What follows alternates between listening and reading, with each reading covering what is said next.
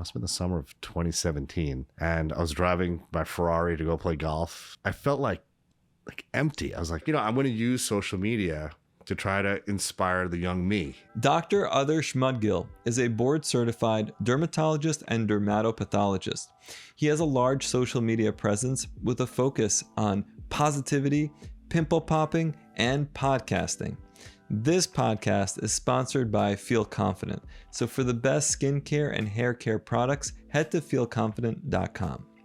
So you had me on your podcast like 5 years ago. Yeah. Was it 5 years ago? Just please fill us in on that and then we'll take it from there, man. Yeah, I mean, to me, success is just getting to do what you really love, every day. Yeah, I just rewatched it last night. Wow. I actually watched the whole thing at like 2x speed. And I had more hair, Yeah. I couldn't believe it. I was like, oh shit, that's me. It didn't even compute. But yeah, there I was visiting you on Long Island at your place. And so I wanted to say thank you for having me on at that time. Man, I was kind of a nobody. I still feel sometimes like a nobody, but when I walk down the street and someone's like, oh, you're the guy from YouTube. I'm like, all right, well, someone knows who I am. So, but yeah, at that time, really, it was just the beginning for me. And there was a part where I was like, oh, we have like a child, underway. And now she's almost 5. So, yeah, it's pretty crazy. So yeah. And you started off that podcast with a question to me, like, how do you define success? And I know you've asked that to, many of your other guests. And at that time, what I said was that it was getting to do what I love. And I still think that that's the case. But, I was thinking like now, 5 years later, like, how would I answer that same question?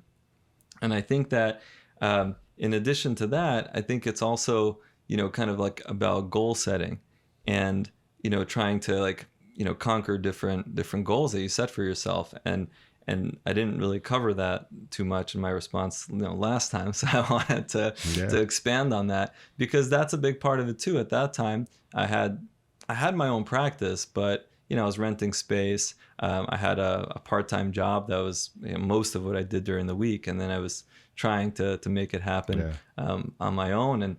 And so that was a big goal of mine, was to just be full-time in my own practice.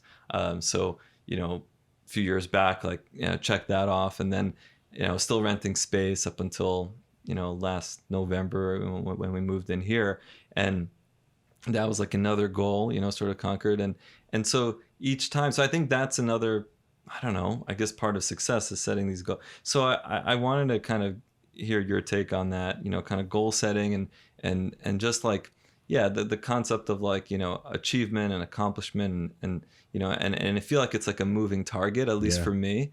Because at some point I'm like, all right, what's the next thing? So I just wanted to hear your take on it. Well, I mean, that's a huge part of, first, thanks for having me, Gary. Thanks for reciprocating. My goal setting is like a huge part of my platform. It's a huge part of why I started, venturing into social media and stuff. Mm-hmm. And it's interesting, I think my definition of success and of goal setting is essentially the same as it was when I started really kind of thinking about this sort of thing.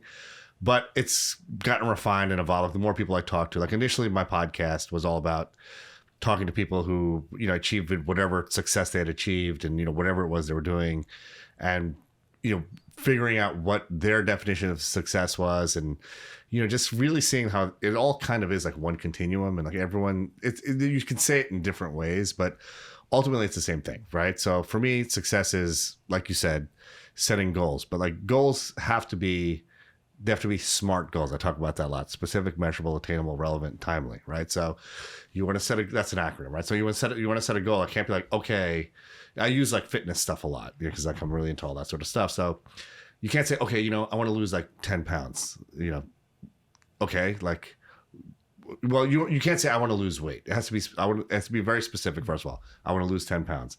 It has to be measurable. You have to be able to weigh yourself every day and see if you're chipping away at whatever your goal is. It has to be an attainable goal. So you can't, for me, I use this a lot. I'm not going to say, hey, I want to dunk like Michael Jordan. That's not an attainable goal for me, but other goals are attainable. It has to be relevant. Why do you want to lose 10 pounds? Well, I want to fit into the suit that I wore at, my wedding or whatever the case may be, right? And timely, I want to lose 10 pounds. Okay, I want to lose 10 pounds in 6 months. Now that's a real goal. Specific, measurable, attainable, relevant, timely. That's what all goals should be, right? And then once you have that set, you have to do the one win every day that's going to get you one step closer to your goal. So, I have like you, lots of things going on in my life. I have my professional life, my career. So I have to get my win there. I'm a pathologist. I have to read my slides in the morning. I have to see my patients. That's my professional win. I have 3 kids and a wife and 2 dogs. I have to get my personal wins, like tell my wife I love her every day, tell my kids I love them, drive them to school, whatever, help them with their homework, whatever it is.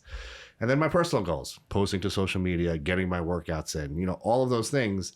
I can't go to sleep at night unless I get my win for the day, because those small daily wins stack up very big over time. And it could take, like my fitness transformation has been an 11 or 12 year process, right? But all those little workouts, you don't see the change in a week, or you don't see the change in 2 weeks, but in 2 or 3 months, like, holy shit, I've really changed and I've really kind of chipped away at my goal. And the next thing is this is the part that you're talking about right now, actually. Once you get to your goal, it's not like, okay, I want to lose 10 pounds. Okay, so you lose 10 pounds. Then what? It's not like you're going to start eating like shit and stop working out and all that other stuff. You have to say, okay, I've done this, and you're so proud that you were able to accomplish this goal. It's intoxicating. It's like, okay, now what? Okay, so now I want to get leaner. I want to put on more muscle. Or, once you get your goal, then you have to set a bigger and better goal. All of us have tremendous potential, but it's so easy to let that hide inside of you. Once you start chipping away at it and you realize what we're capable of, when you started out, you were renting space, right? Yeah. And then, you did that for a while and you were side hustling. I had a couple of side hustles going on when I started my practice. I was reading slides for another group in Long Island, doing all kinds of stuff, just to kind of feed the beast that I was trying to build. But then eventually, you did that for a while, but then you set a bigger goal for yourself. Okay, I want to have my own space. So then you had your own space. Now I want to renovate my own space. Now you were talking about, I want to maybe bring on some other doctors. I want to set up, develop a media company. All of those things, you're able to say those things because you've already achieved the goals that you set for yourself. So you're setting bigger and better goals for yourself. It's always a continuum. There's always something else or something more that you should be working towards. And like I said, it doesn't have to be professional or, this can happen in your personal life. I want to be a better friend. I want to be a better husband, whatever it is. But that's all about setting smart goals. And then once you get there, setting a bigger and better goal for yourself. Yeah, great answer. I mean, a couple of thoughts. One is that sometimes you don't even see the full range of your potential or what future goals can be. You can't necessarily see, past the horizon or whatever that saying is. I never knew that some of the goals that I'm setting now were even possible or attainable. It's almost like those video games when it looks like there's some darkness in the background and it lights up as you get closer to it, but it looks like this hidden thing. You don't even know it's there, and you don't see it until you're kind of unlocking it. So at least for me, that's kind of how it's felt. Sometimes it feels like you could set that 5-10 year kind of trajectory and all those goals from the get-go, but then you realize that some of the things you don't even know are even something you were interested in from the start. I think about how I came into the world of hair. It wasn't like I went to medical school wanting to do hair restoration. I didn't know much about it even in residency. It's like that, and that's already you're specializing, you're kind of differentiating, as a professional, and yet I had no idea, and then the lip surgery stuff. We did very little of that in residency and a little bit of that in fellowship, and yet that's a big part of my life now. So a lot of these things it's hard to predict, but I think you kind of take it one step at a time, and then you see what else unfolds and what opportunities present themselves, and then whether or not you're prepared to take that next leap, because at each part, at each step, it requires so much energy, so much effort. Yeah. Especially when I think you have to be okay with also just always learning, especially if you're doing different things. When, we launched the Feel Confident brand, I knew nothing about making products, so you have to humble yourself and start to learn from others, from other companies, from other people who've done it. And then you mess up, and there are setbacks. So that's I don't know, that's a big part of it. But also getting back to what you said earlier about like getting the daily win, you know, like do it, you know, I totally get it, you know, feeling like you want to kind of check off, you know, each different like facet of your life that you've done something positive for the day.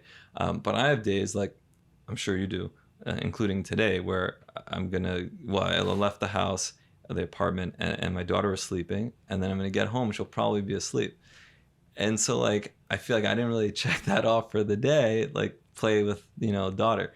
But this past weekend, you know, I spent a lot of time with her, with my family. So I feel like that's sometimes how things happen in these like waves, you know, and like work picks up and you just kind of focus there, or, you know, family stuff gets crazy. Like my dad had this whatever weird blood clot thing. So like there's a lot of energy and effort going to him to make sure that he was okay. And then like cutting back on, you know, videoing stuff and whatever else that we had planned. So I think there are some days when you just can't get it all done, and probably even like weeks or months when you're just like hyper focused on some facet of your life. So that balance is tough. Yeah, and you know, so I agree with that. You know, I think there's times in life where you get disproportionately focused on things, like, you know, like, you know, when I was building out my offices, and, you know, that's, obviously, you know, it's incredibly stressful. It's like financially taxing. It's like, you know, you're still running your business and you're disproportionately focused on that. But, you know, I find it important, like for me, like that psychology of like getting your daily win. Okay, I don't want to let my workouts slip. So I make sure I get whatever workouts it is. It may not be every day, but like, you know, I lift heavy 4 days a week. I have to get that done, you know, no matter what. You know, I may not, like you, some days I don't see, you know, my family, because I leave early or come home late. Less so now, but, you know, much more when, you know, I was earlier in my career.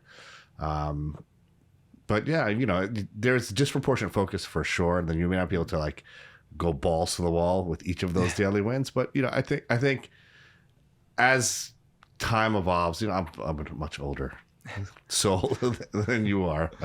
You know, it's funny. I've gotten much better at compartmentalizing my time. And, you know, after COVID, I just really like, you know, I see patients like 9 hours a week now, you know, or maybe more than that, 12 hours a week, but not a ton.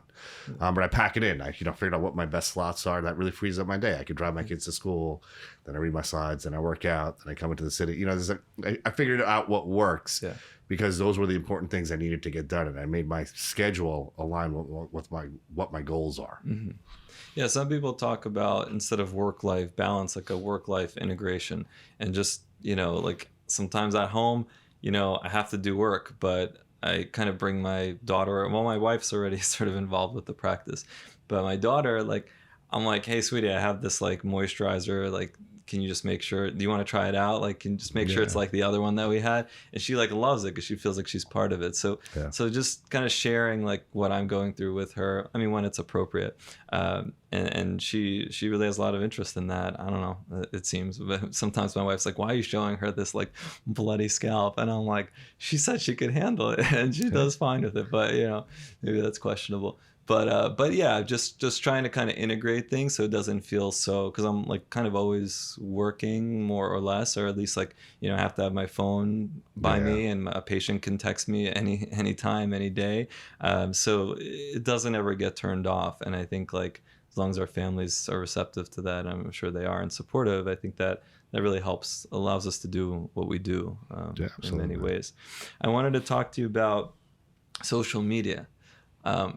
For me, the reasons I got into it are in some ways very different from why I keep doing it. I can get more into that, but I wanted to hear from you, like why do you feel like you do as much social media as you do? Because you're on all the platforms, and, you know, like me, and it's and you've been on them for much longer than I have, and but we pour a lot of effort into it. So I just wanted to hear like your, you know, and it's never just one reason, but just kind of how you think of it, and maybe if those reasons have changed over time. Yeah, that's a good question. It takes me way back. I think I posted Instagram every single day, like literally every single day. Wow. I've not missed a day in 6 years, almost to this day. Yeah. Like, you know, I've posted Instagram every single day. I post TikTok twice a day for years. We post to YouTube almost every day at this point. It's you know, it's funny. It's actually not that big a deal anymore to do it. It's just like part of like what my daily, you know, flow. But the reason why I actually started was, you know, I'm 40. 48, going to be 49 soon. And I think must have been around, I must have been like 43, like when I started. And I was just as part of like a midlife crisis I was having, you know. I came from very humble beginnings, and, you know, I developed a very successful practice in Manhattan, had another successful practice in Long Island. You know, at one point I had a bunch of doctors working for me and some PAs, kind of consolidated it down to like what works better for me. I actually prefer having PAs in my office. It's just a better system for the way I see patients. And, you know, I'm involved in every single patient's care that comes through the office, whether it's mine or my PAs. And, you know, I achieved a level of success that I never thought I would have, you know. I remember this one summer, I think I told you the story. There's like one summer in particular where, you know, the offices were humming, you know, I was still reading my slides on my pathology lab. You know, I was working very hard when I was working, but I had a lot of free time too. And I remember there was the summer of, must have been the summer of 2017. And I was driving my Ferrari to go play golf, and I was like, you know, I used to valet park cars at the country club I belonged to. I used to valet park cars at the restaurants I eat at now. And I just remember like this was just a beautiful summer day, and I was driving, and I was just like, wow, I can't believe this is my life. This is crazy. Like I've effing made it. Like this is nuts. Like I never in my wildest dreams would I thought I'd be doing this. And, you know, I did for a few weeks. I did it. It was like, you know, around the time I think I turned 44 that summer. Maybe I turned 43 that summer actually. After a couple of weeks of doing that, I was like, I felt like empty. I was like, you know, I was like, wow, I should be feeling so good. This is awesome. Like, I mean, God, I'm like playing golf during the week, and I'm still working. I have these cool cars, and, you know, living in this great house, and, you know, living in the place where I used to work. You know, I was like part of like the service industry, you know. And I was like, wow, it was like an empty. I didn't know why I felt so off. I was like, you know, this should be feeling great, and I kind of don't feel so great. I kind of feel like kind of lost. And then I really did a lot of soul searching. I was like, you know, like I was 43. I was like, you know, I don't want to do more of what I've already done. So like, you know, building another dermatology office and like, you know, growing my dermatology practices and stuff.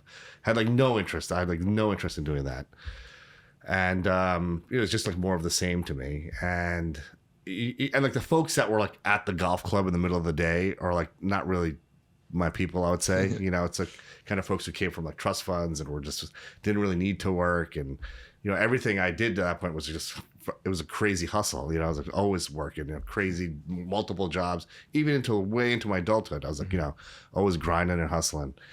And so, you know, like obviously like where I wasn't like what I wanted to do. And I really started like thinking like, what do I want my legacy to be? Like, what do I want my kids to see of me? Like, what do I want the next 40 of the years of my life to look like?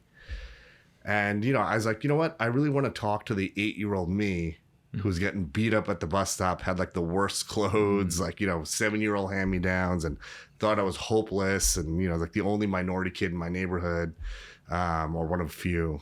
And so I started like, I talked to one of my buddies and said, hey, you know, like this is kind of where I'm at, and I just kind of feel like kind of lost. And he's like an entrepreneur, like a really successful entrepreneur. And he gave me like a few books to read. He's like, check these out, you know. And one of them was Gary Vee's book, Crushing It. Basically like how you can use social media to, you know, really actuate whatever you want to do. And back, like sort of sidestepping, like I love like The Rock. The Rock is like my guy. You know, I jokingly call myself the Doc on like, all my Instagram stuff. It's actually inspired by The Rock. Like I think he's just such an inspiring guy. He's like done so many different things, incredibly successful in all the things that he's done. All about the hustle, all about the grind, and it's just a very inspiring guy. You know, it's like, yeah, you watch one of The Rock's posts, like, oh shit, you know, like I need to get out there and start doing some stuff. So I was like, you know, I'm going to use social media to try to inspire the young me. And so I started, like, most of my stuff is actually like mindset, motivation type content, but I posted a couple of those pimple popping videos, and those like just exploded. Like, you know, during the pandemic, I was posting them to TikTok, and like you literally have videos that have like 100 million views. Like, you know, we went from like nothing to like 3 million followers on TikTok. And, you know, then those followers started following me on Instagram, and, you know, like all the platforms started growing. And so like I post one pimple pop a week, or maybe two, well basically just like one to like YouTube or to Instagram. And actually all the content's on YouTube. We post little teasers on the other platforms. And then the rest of it is just like stuff from my I started a podcast, so it's stuff from my podcast.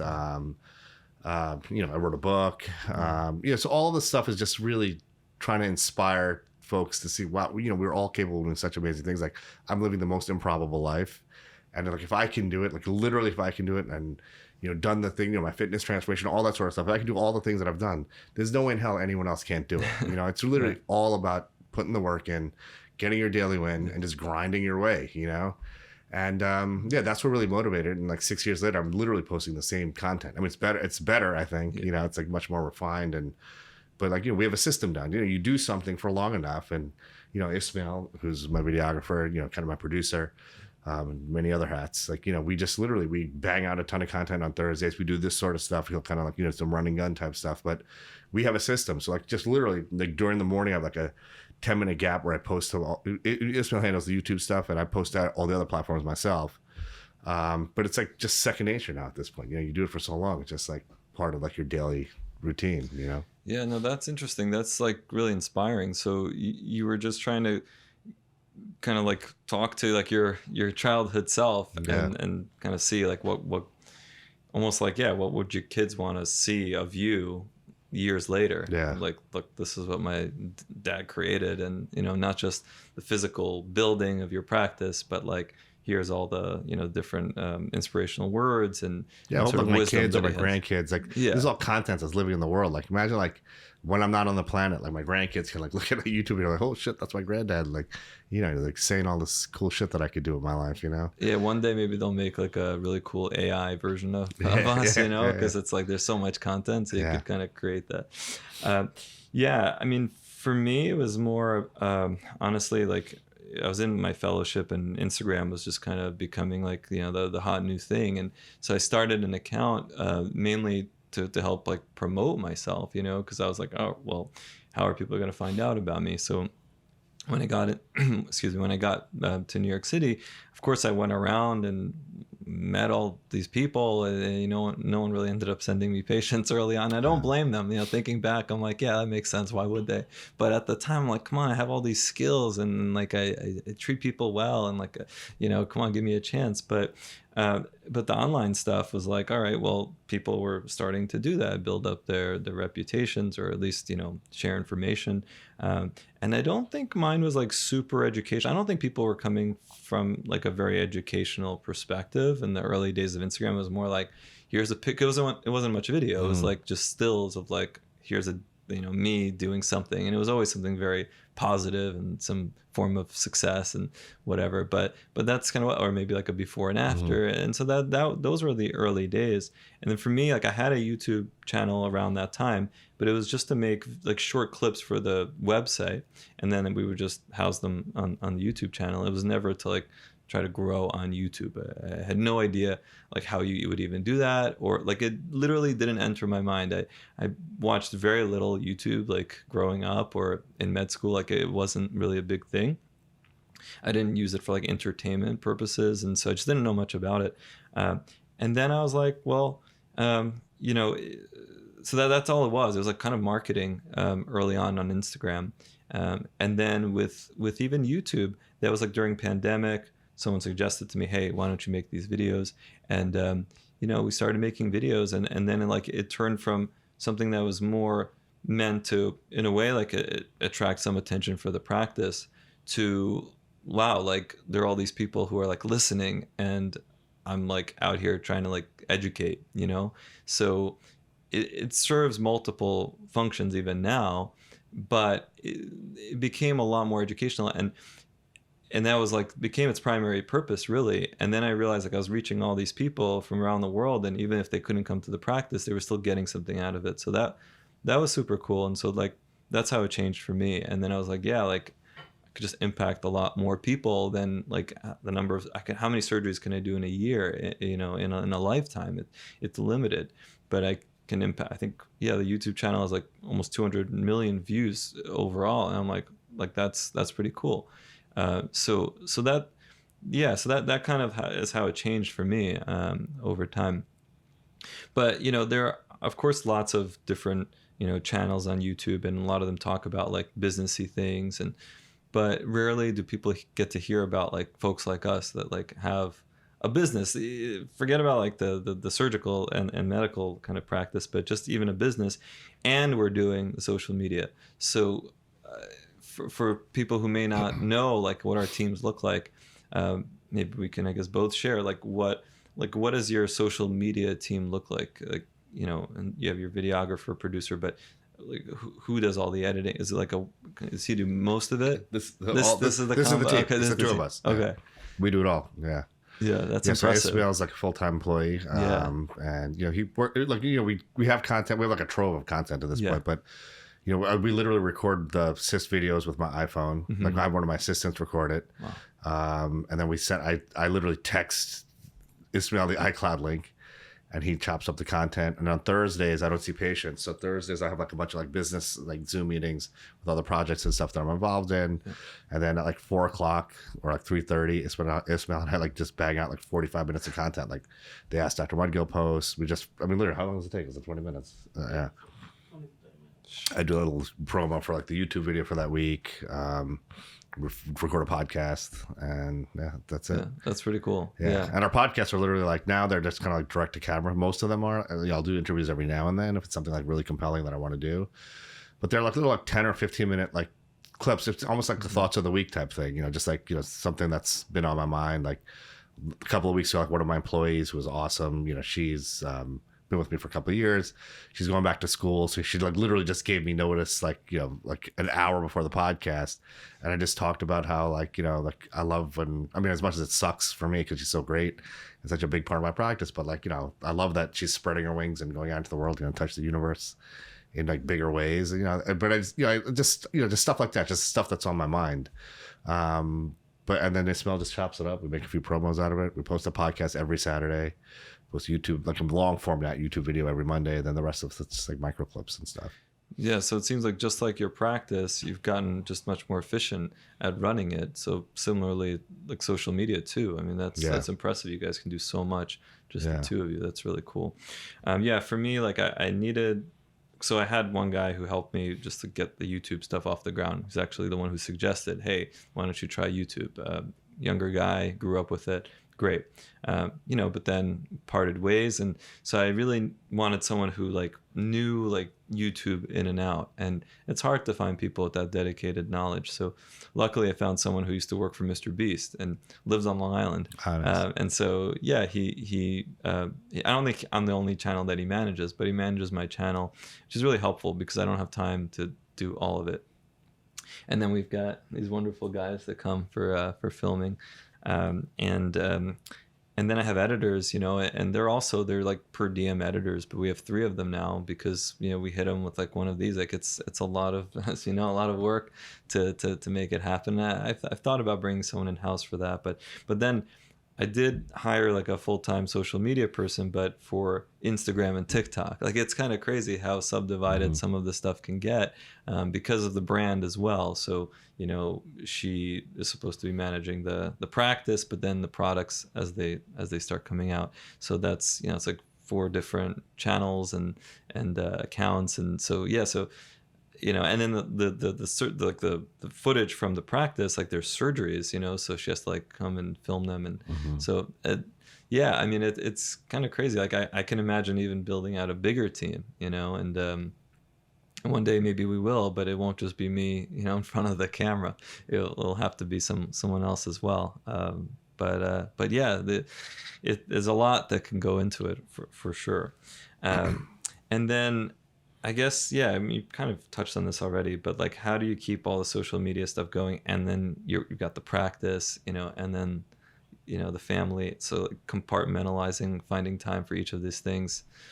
I guess you just figured out a way. Yeah. I mean, it's honestly, it's really, I literally have just hours in the day where I'm just twiddling my thumbs and be like, oh shit, I should be doing something else. It's like, I've just become so efficient at all of this stuff. Like I'll literally respond to YouTube comments like between sets when I'm working out, you know, to say, you know, it just, I don't know, just get it done. Yeah. Or if I'm driving into the city, like, you know, I have a driver that I use, which is very helpful. So I can actually do all my emails, respond to comments for all my social media channels. I post sometimes during that time, you know, it's just like I figured out ways to like maximize my downtime and efficiency.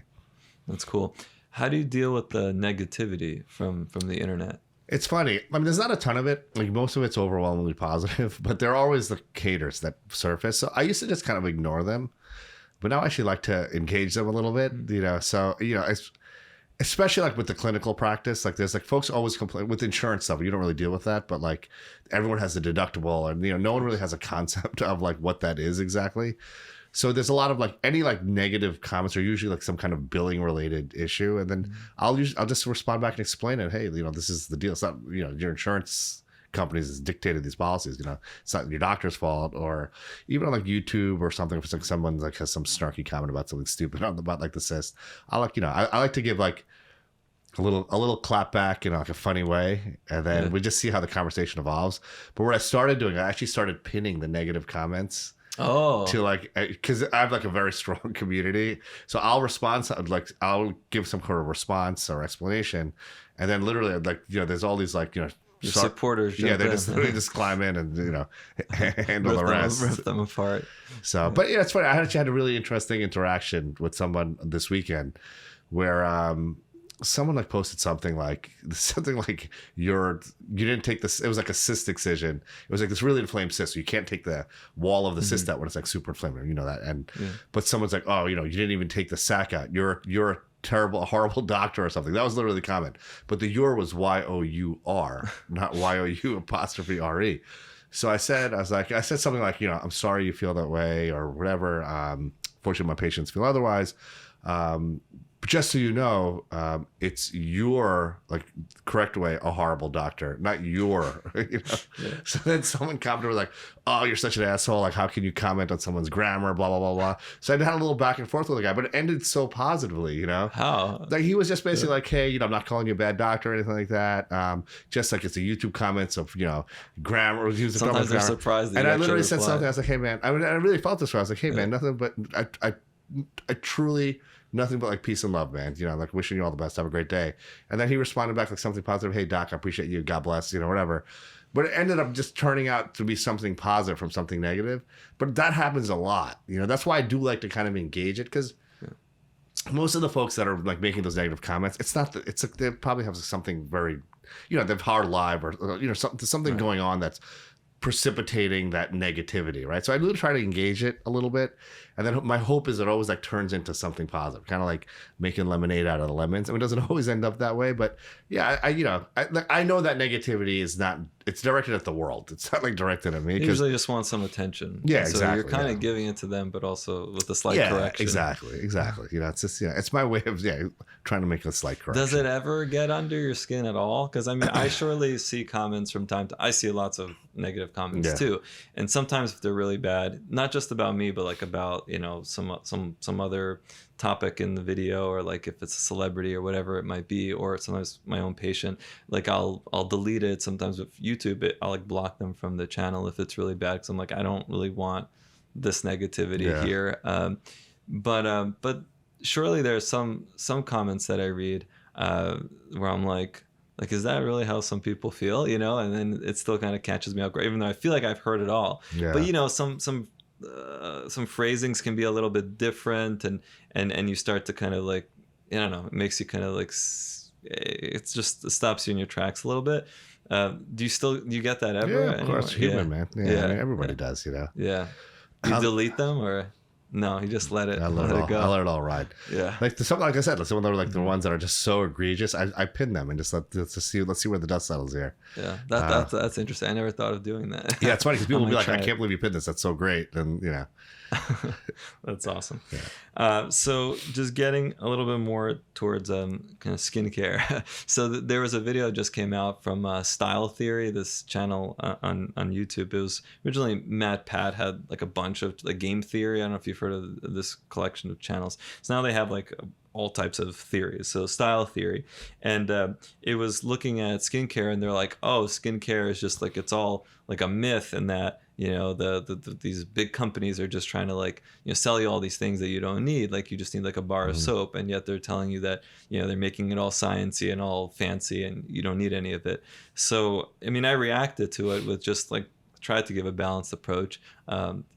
Maybe not as thorough as you would have done, but basically I just wanted to get your thoughts on, like, do you think like the skincare industry like is deceptive at times, and are there certain practices that you don't like seeing, like the way they maybe market certain things? Or there's really like literally three things that I tell my patients about anti-aging. One is using some kind of retinoid at night, scientifically proven, helps stimulate collagen, prevents fine lines, obviously, helps with pores and that sort of stuff.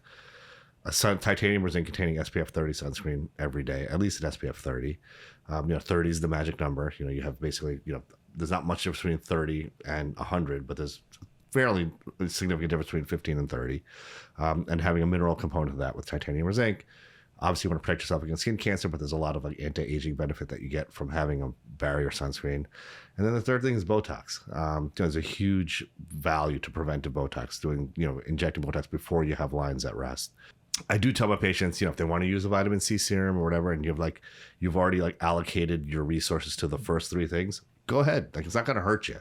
They're not dangerous. It's not dangerous to use those things. I saw on TikTok that they might be banning certain retinols or retinoic acid products in Europe over a certain percentage. I don't know if that's something that you've read about, or something in the next few years over a certain percent, not all of them, but over a certain percentage, you won't be able to get it over the counter or whatnot. But I'm not sure if they're doing that. I'm not a fan of retinols. To be honest, retinoids are much more potent anyway. So I think prescription retinoid, but I use the low potency one, 0.025% tretinoin, because it has all the efficacy without any of the adverse stuff like irritation of the skin. But Europe is always much more advanced than we are here. So everything, even with sunscreen, stuff that they have there that we don't have here. It's been like that for my entire career. With the mineral sunscreens, they have more of them. No, they just have many more ingredients. They have a lot of stuff that the FDA hasn't approved. All our stuff in the sunscreens is decades old. There hasn't been anything new here. The FDA just moves slowly? Very slowly, yeah. Especially with sunscreens for some reason. Wow. Okay, so there's a channel, Colin and Samir. Have you heard of them on YouTube? It's so funny. I don't consume any YouTube. I do. I watch Grateful Dead videos and music stuff and shit like that, but I don't consume any other content at all. Yeah, that's fine.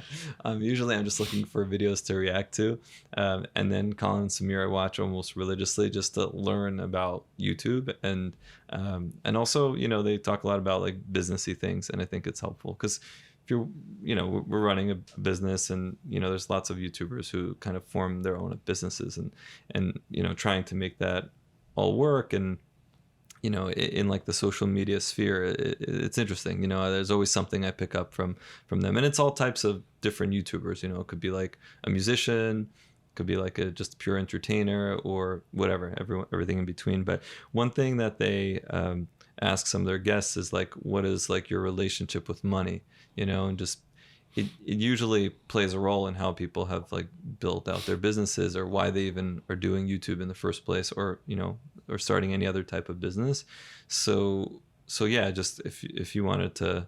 Social media generates $0 for me. I mean, I do make some money from it, but nothing that's life changing. Relationship to money in general, just kind of make lots of it. No, and I mean, listen, honestly, it's I'm not saying that that's an important goal, but money's freedom. It's not it's a tool. If I want to go on vacation with my family and I don't have to think about, all of micromanaging it, obviously, the more that you have, the freer you are, I don't think there's anything wrong with that. I think, it's a tool. And the goal is to, you can do a lot of good things with money. You can donate your money. It gives you freedom. Because I'm successful in my career, I can donate I can use my time, allocate my time to making inspirational Instagram videos that I make no dollars from, but it just makes my heart feel good. I feel like I'm adding value to the world. I'm not trying to grow my dermatology practice anymore. I mean, it inadvertently kind of happens from my social media presence, but yeah, the dollars I make are from my businesses, my practice, the real estate that I own, things like that, but I view that very different from social media. Social media for me is just, one of my followers actually had the best line. She said, come for the pop, stay for the inspiration, and that's really what it's about. I want people to consume my content to maximize the potential that they have and just feel better about their lives. Yeah. That's the whole purpose of social media for me. Yeah, it's pretty cool. Yeah. Yeah, I mean, I definitely didn't start off that way, but now I'm realizing that is one of the primary aims, and yeah, I mean, when you start to realize like how many people are actually watching your stuff, you're like, I can impact lots of lives, you know. And again, there's right, even though you see more patients, I would say, than I do, just because of the nature of the specialty, but like there's still a limit to how many patients you can see, right, in a day, in a year, in a lifetime. So makes sense. And then I'll just end here with what's next for the doc? what's you know, I don't know. I've been like doing this for like 6 years, just more of the same, I think, you know. Thinking about book 2, you know, I've been kind of tossing that idea around a little bit. You know, like I said, I have a lot of free time now, I feel like, and I just, you know, I'm trying to figure out what to do with it. I'm going to play a little more golf this summer, that's for sure. That's what's in my immediate future. That's good. Yeah, you know, I just love the way everything has been growing. You know, just have tons of just organic growth on all the platforms. I mean, kind of like we get shadow banned every now and then because of the nature of our content. So like, you know, like our TikTok has been like just flat. We got like 3 million. I think we're at like 2.9 now, and like it's just, you know, it's just been flat because TikTok, we're off the algorithm. Like, you know, I used to get 100 million views, now I get like, well, it might get banned anyway, so yeah, whatever it is, you know. So I don't really. It doesn't matter, you know. Like you know, I'm like you were mentioning before, like you know, like folks will like recognize you on the street. Like I get recognized all the time, like you know, when I'm at a restaurant or on vacation, or you know, and it's you know, like I think I have enough of a social media presence where it's just gonna, you know, just kind of builds on itself, you know, like just really keep plugging away, man. You know, like I feel like I have a great system down, and you know, I just love doing it. You know, we have a lot of fun. Ismail and I do, you know, banging out every day. But we have it down to a science almost now. You know, it's almost like second nature. And I think it is for you too, I guess, right? It feels like that for me, but he makes it easy for me. Yeah, just more of the same, man. Let's keep it up, and thanks for motivating me, you know, early on to keep doing this stuff and to do the whole online thing. It definitely opened up doors for me, and like we talked about earlier, you know, with the goal setting, you know, certain goals I have now I could never have envisioned before. So I guess we'll just keep it up. Yeah, I'll close with one last thing. You know, when I was starting my practice, I remember there was one dermatologist. She was attending at signing where I did my residency, and you know, I always wanted to set up shop. I always wanted to like set up my own shop. And I remember that you know, she was talking to one of the other dermatologists. Oh, I have my own practice. It's great. And I actually I opened up my practice in the same neighborhood that she's in. And I mentioned, oh, you know, I really want to open up my practice, you know, and, you know, I would love to pick your brain. She's like, no, don't open up your practice. It's like the worst thing. Like she was so discouraging. And I remember thinking I was like a young doctor, like, you know, having a dream, like, you know, she was literally trying to squash my dream, you know. I don't know what her motivation was, you know, maybe it's competition or whatever it was. But I thought that was a horrible thing to do to somebody. So I always say yes. Like when someone says, hey, you know, I want to start my own practice, I say, do it. You know, when you came to me and, you know, you were talking to me about like, you know, starting with social media stuff, whatever, I'm sure I told you, just do it. You know, I mean, if you have any questions, I'm always an open book. I want to see, listen, we all level up together. You know, it's not like, you know, and this is something I've learned. The world is abundant. It's not scarce, right? So it's not like you're going to run out of pieces of pie. The pie gets bigger, you know? Like the more folks that are doing it, the pie gets bigger. There's more for everybody. You know, we all level up together. You know, the ocean rises, and all the boats rise with the ocean. Like, no boat is left behind. You know, that's just the story of life, man. So that's what I want to do more of. You know, just let folks know through my platform that, you know, we all level up together. You know, if I can do it, you most certainly can do it. It's not like there's something special about me. I'll show you how I did it. You know, maybe that'll work for you. But I think also for me, it's important to have the people who say like, you can't do it, like that woman did, or that, you know, you shouldn't, or that you can't, or, you know, it won't be possible. I think that drives me as well. You know, you need the positive, but you also need that negative to be like, I want to show them I can and I will, you know. So I got a few chips on my shoulder. It's a balance, like with anything in life. Others, thank you so much. Thanks for coming by, man. This is awesome. Great.